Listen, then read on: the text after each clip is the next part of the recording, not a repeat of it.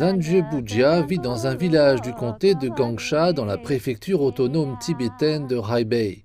Lui et sa famille sont en route vers les pâturages d'été avec leur bétail et quelques provisions dans un véhicule.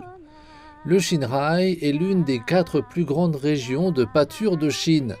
La tradition veut que les bergers locaux fassent alterner les pâturages pour les troupeaux au fil des saisons.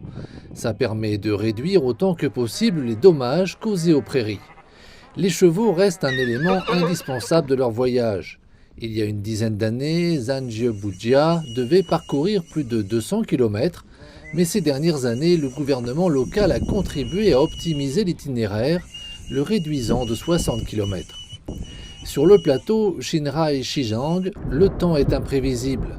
Cette journée, qui était au début ensoleillée, a soudainement été assombrie par les nuages et le vent.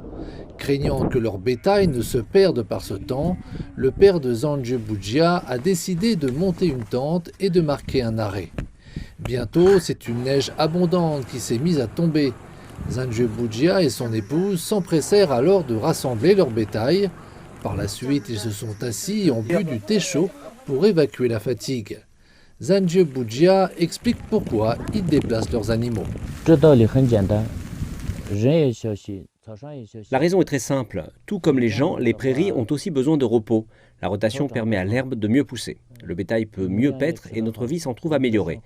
Et nous ne laissons aucun détritus en chemin. Le déplacement du bétail n'est pas seulement un mode de vie, c'est aussi une façon de respecter les lois de la nature.